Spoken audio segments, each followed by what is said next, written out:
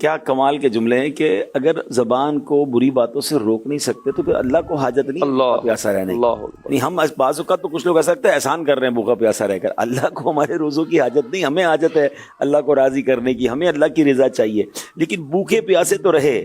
مگر زبان کا روزہ نہیں ہے، زبان سے لڑائی ہو رہی ہے، گالی گلوچ ہو رہا ہے، جھگڑے ہو رہے ہیں، بعض اوقات تو ایسے فوٹیجز آ رہے ہیں، کل پرسوں ایک فوٹیجز دیکھے مسجد کے اندر، اور ایسی لڑائی اور زبان سے وہ الفاظ لوگ ادا کر رہے ہیں بندہ کانپ جائے کہ اللہ کے گھر میں کیا ہو رہا ہے۔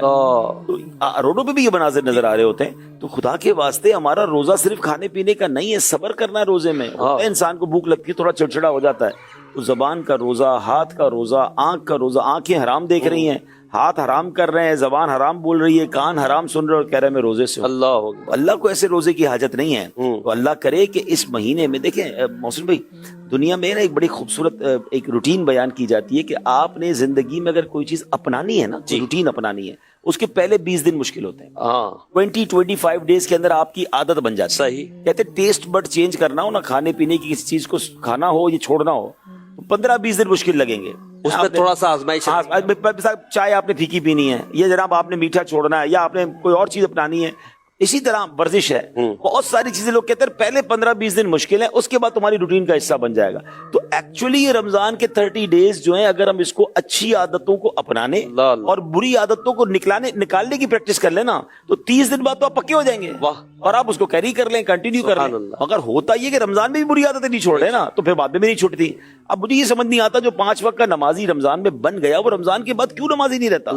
اگر اس کو اپنی عادت کا حصہ بنا لے تو پھر آپ کے لیے مشکل نہیں ہونا چاہیے۔ تو اللہ کرے کہ اس رمضان میں ہم بری عادتوں کو اپنے اندر سے نکالیں، اچھی عادتوں کو داخل کریں، اور رمضان کے بعد بھی اس کو کیری آن۔ یہ جو آپ نے بات کی، اس میں شاید یہ عنصر تو نہیں ہے کہ جیسے رمضان آیا تو ایک ایونٹ ہے اور ٹھیک ہے اس میں سب کر رہے ہیں، تو میں بھی روزہ رکھ رہا ہوں تو روزے کی وجہ سے نماز بھی پڑھ رہا ہوں، تو چلو تراویح پڑھ رہا ہوں، اب جیسے عید کا چاند نظر آیا ہے تو وہ بھائی ٹھیک ہے، اب وہ ایونٹ چلا گیا، بعضوں کا تو ایونٹ سیلیبریٹ کر رہے ہوتے ہیں، ایونٹ چلا گیا، ایمان تو نہیں گیا۔ اللہ اکبر۔ مسجدیں جو ہیں وہ ہو سکتا ہے مسجد کی اگر آواز زبان ہوتی نا تو مسجد عید والے دن یہ کہتی کہ رمضان تو چلا گیا، مسلمان کا حال۔ اللہ سوچ رہا مسجدوں کا کیا حال ہوتا ہے، کیا ایسا سناٹا ہو جاتا ہے۔ اللہ اکبر۔ اگر اس کو اس انداز سے دیکھا جائے، اگر میں نوجوانوں کی زبان میں بات کروں تو دنیا میں نیٹ پریکٹس کروائی جاتی ہے بڑے مقابلے کی،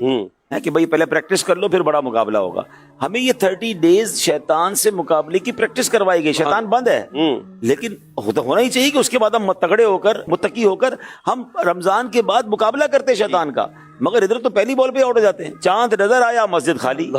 ایسا برا حال ہوتا ہے۔ لیکن اس بار برائے کرم اس بار ایسی اپنے اندر اسپرچولی روحانی طاقت پیدا کریں کہ بے شک رمضان چلا جائے، شیطان آ جائے، ہم شیطان کو گویا یہ جواب دیں، اے شیطان تجھے آنا ہے تو آ جا، ہم تیرے نہیں، ہم اللہ کے بندے۔ سبحان اللہ، سبحان اللہ۔ اور رحمان کے بندے انشاءاللہ ساری زندگی رحمان کی عبادت میں گزاریں گے انشاءاللہ عز و جل۔